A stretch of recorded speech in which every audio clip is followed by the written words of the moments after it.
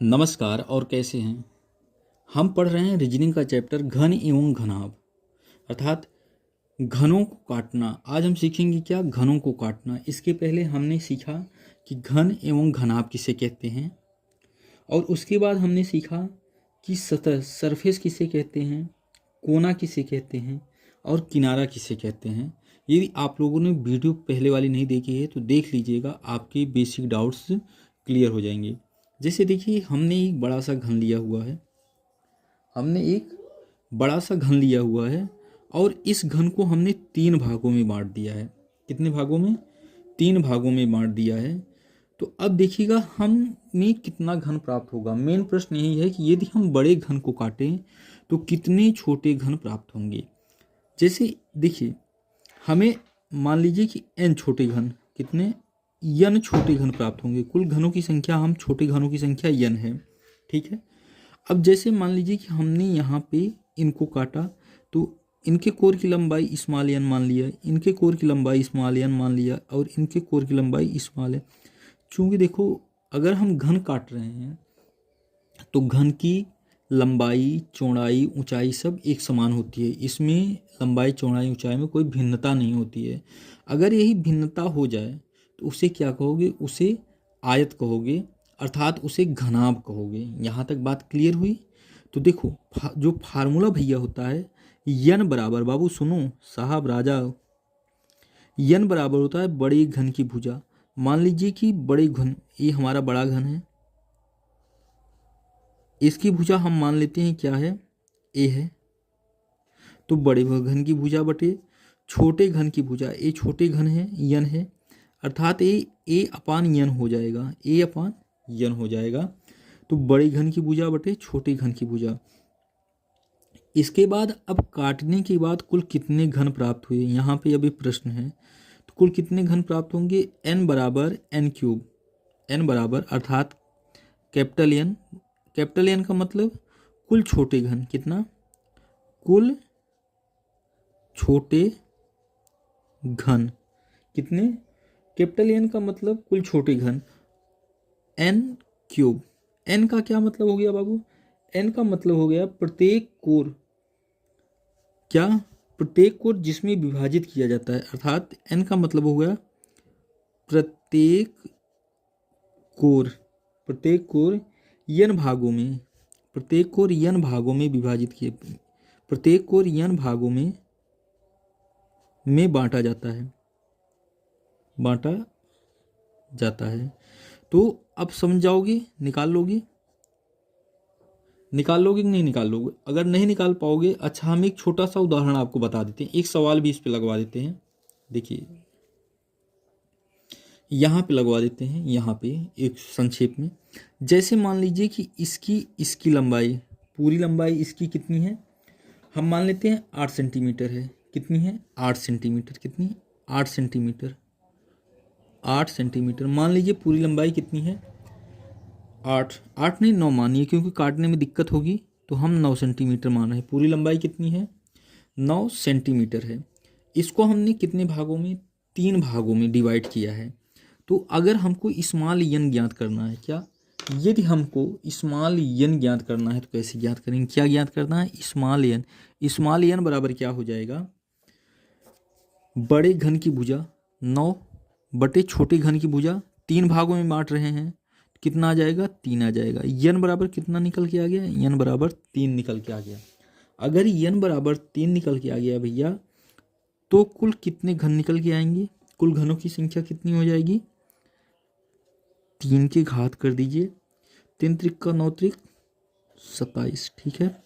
तो यदि हम 9 सेंटीमीटर बड़े घन को 3 भागों में डिवाइड करते हैं तो टोटल हमारे पास 27 घन निकल के आएंगे। कितने घन? 27 घन निकल के आएंगे। देखिए, इसमें 5-6 सवाल लगाएंगे तो सारे डाउट्स क्लियर हो जाएंगे, ठीक है भैया। देखिए अब आइए, आपके डाउट्स क्लियर करवाने मेरे मेन काम है, ठीक। जैसे क्वेश्चन कैसे पूछा जाएगा, मेन बात क्वेश्चन कैसे पूछा जाएगा। तो ऐसे लिखिए, ऐसे जो क्वेश्चन, इस क्वेश्चन ऐसे पूछा जाएगा। देखिए क्वेश्चन लेते हैं एक। जैसे मान लीजिए 6 सेमी, क्या 6 सेमी भुजा वाले, क्या 6 सेमी भुजा वाले घन को 2 सेमी भुजा वाले घन में काटने पर, क्या काटने पर कुल छोटे घनों की संख्या क्या होगी? यही हमारा प्रश्न है। देखो सबसे पहले हम क्या करेंगे, सवाल लगाने से पहले एक घन बनाएंगे प्यारा सा। देखो एक छोटा सा मैं घन बना रहा हूँ यहीं पे। अभी शुरू शुरू में फिगर बनाते चलो यार। एक हमने घन बना लिया है, ठीक, एक घन हो गया। अब कह रहा है कि हम कितने भागों में बांटेंगे इसको, कितने भागों में बांटेंगे। तो इसकी लंबाई कितनी है, इसकी लंबाई टोटल 6 सेंटीमीटर है। यहाँ से यहाँ तक की लंबाई किसी भी भुजा के ले लीजिए। यदि हम इसे 2 सेंटीमीटर भुजा वाले भाग में काटें तो हमें कितने घन प्राप्त होंगे। देखो सबसे पहले हम क्या करेंगे, 6/2 कर देंगे, बड़ी भुजा बटे छोटी भुजा। क्या बड़ी भुजा बटे छोटी भुजा कितने आ जाएगा, 3 आ जाएगा। यही 3 क्या है, यही यन है। अर्थात हम 3 बराबर भागों में बांटेंगे, 1 2।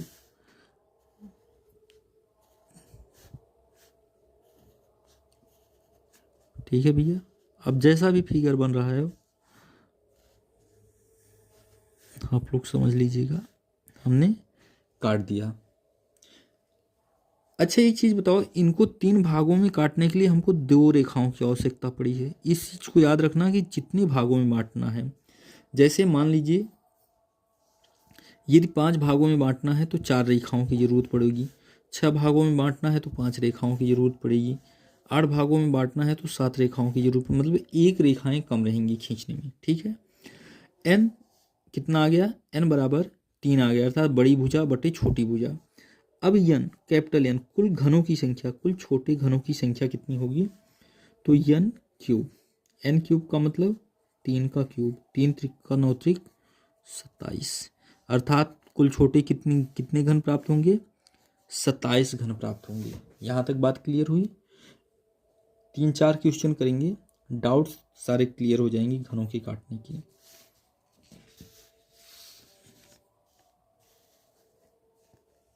देखिए फिर क्वेश्चन लेते हैं।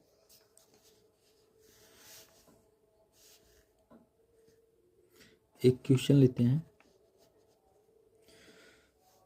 क्वेश्चन है 16 सेंटीमीटर घन वाले क्या 16 सेंटीमीटर घन को 4 सेंटीमीटर, क्या 4 सेंटीमीटर छोटे घन में, 4 सेंटीमीटर छोटे घन में विभाजित करना है। क्या विभाजित किया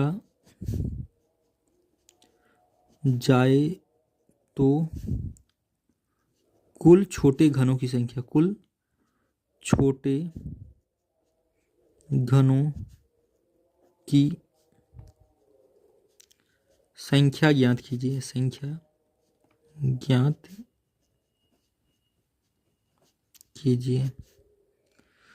देखिए कह रहा है, प्रश्न है, कह रहा है कि 16 सेंटीमीटर घन को, सबसे पहले हम एक घन बनाते हैं 16 सेंटीमीटर का। ठीक है भैया, ये देखो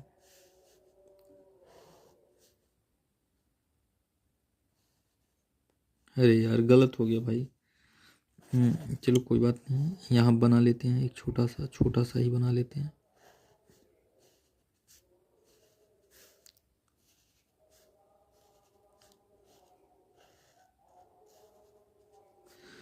देखिए कितने भागों में बांटना है, सबसे पहले हम इस चीज़ का अध्ययन करेंगे। तो सबसे पहले हम एन निकालेंगे। क्या निकालेंगे?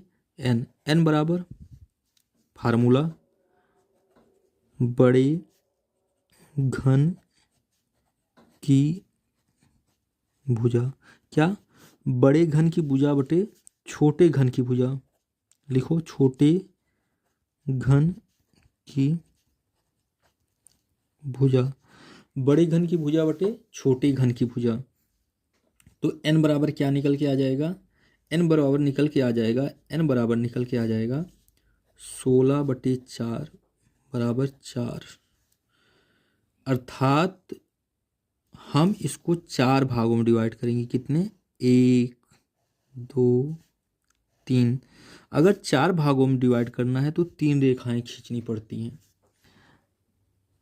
1 2 3। ठीक है भैया? 1 2 3। ठीक। 1 2 3। यहाँ पे भी खींचते हैं। 1 2 3।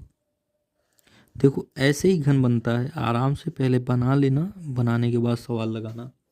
जब डाउट्स क्लियर हो जाएंगे सवाल लगाने में कोई दिक्कत नहीं होगी। हमने काट लिया। अब हमको पता करना है कि सबसे कितने बड़े घन प्राप्त होंगे, अर्थात तो कुल कितने घन प्राप्त होंगे। n बराबर होता है n क्यूब। ये फार्मूला होता है, इसको याद रखना है। n बराबर n क्यूब। कुल घनों की संख्या बराबर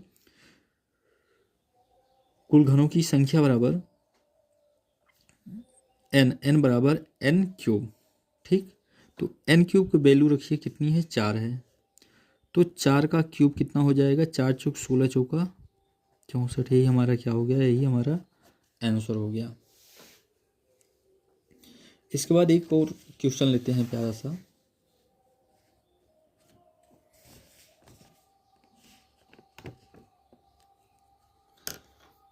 हाँ, इसको बताना आप लोग। तो एक क्वेश्चन लेते हैं। एक बड़े घन को लिखो। एक बड़े घन को 125 छोटे घनों में 125 छोटे घनों में 125 छोटे घनों में विभाजित 125 छोटे घनों में विभाजित किया जाता है।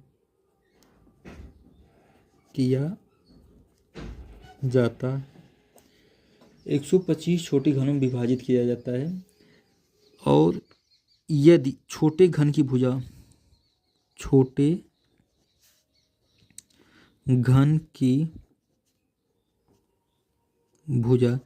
यदि छोटे घन की भुजा 4 सेंटीमीटर हो तो बड़े घन की भुजा ज्ञात कीजिए।